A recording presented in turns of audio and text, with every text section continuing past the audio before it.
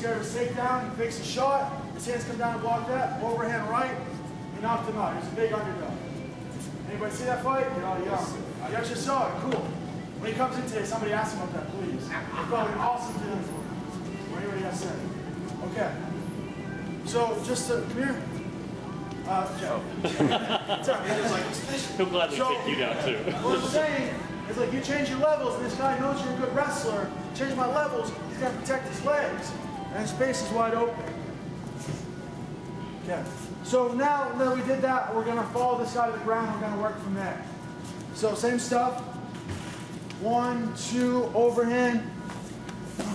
Okay, right now, my weight is in my shoulders. My weight is on Jeff's hips. I have very little weight in my toes. I'm not doing this. I'm not doing this. My weight's not on the ground. It's all pinning Jeff's hips to the ground. My hands are locked under his butt so he can't open his legs. If he's a jiu-jitsu guy and he can open his legs, it's going to take me a long time to pass this, and I'll be in danger the whole time. So with this takedown, I lock my hands under his butt. Keep them locked. Shoulder in the hips. Now I'm going to take my left leg, the leg that's between his, take it out from between his legs, and scoop his hips, turn him away from me. I'm going to put him, I'm putting this knee all the way through and touching my elbow with it. And I'm hugging his hips. Again, I want very little weight on my knees. I'm not sitting there like this. Jeff feels really comfortable right now. He's going to get out. My weight's on his hips.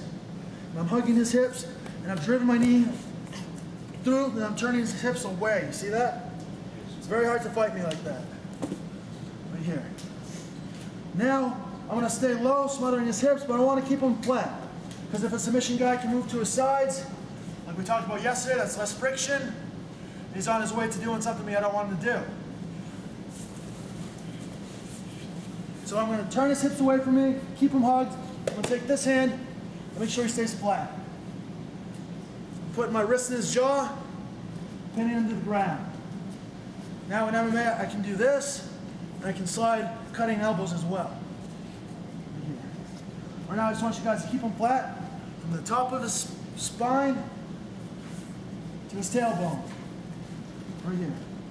This is going to be very hard for him to fight you. Everything he does, he's going to have to telegraph. It's going to be labored. It's going to be very slow.